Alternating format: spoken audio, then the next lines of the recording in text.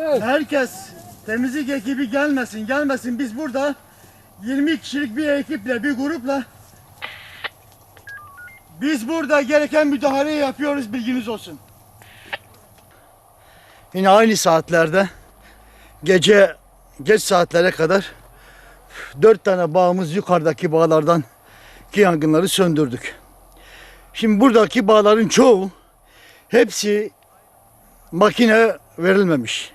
Olduğu gibi kuru otlarla bırakılmış ve terk edilmiş. Şimdi burada artık havalar da ısındığından dolayı ve ufak bir cam parçası bile buna yeterlidir. Burayı yakar. Bu vesileyle bak sahiplerine sesleniyoruz. Mümkünse lütfen siz bunları bir makine biçer döver geçirtin. Bir işçi tutun, bunu güzelce bir yapsın. Çünkü bir bak, çoğunlukla buradaki bağların hepsi fıstıktır, günahtır. Bizim yani şu anda benim aracımın girmediği, itfaiye aracın girmediği yere gördüğünüz gibi itfaiye personelleriyle. Şu anda burada 20 kişilik bir grupla ben buradaki yangını söndürmeye çalışıyorum. Bütün personellerimi buraya getirdim. Onun için çağrıda bulunmak istiyorum. Bak lütfen diyoruz size, lütfen. Bağlarımıza sahip çıkalım. 5 kuruşluk bir masraftan kaçınıyor. Bak gördüğünüz gibi, bak bunları da bak göster. Ha, al sana. Bak adam buraya bırakmış gitmiş. Ufak bir kıvılcım bunun üzerine geldiği zaman da burayı da aşağı kadar götürür.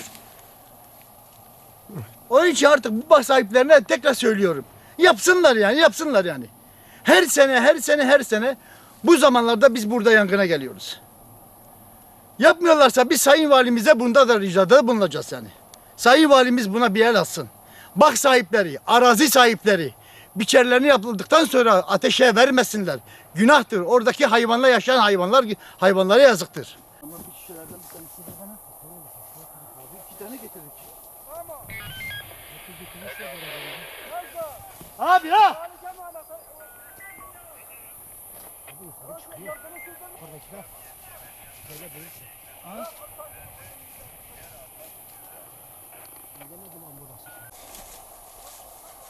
Sen yukarı çıkarsın. Yani Yaşar Melekşe Van yolunu kapattı. İtfaiye müdahale edemiyor. Yazın ya, bunlara bir haber yapın ya.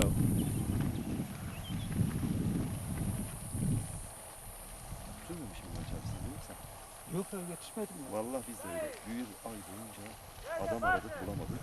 En son kestik, daha yerdeydi. Ben işte Pat patı bozuldu derken tutuştuk.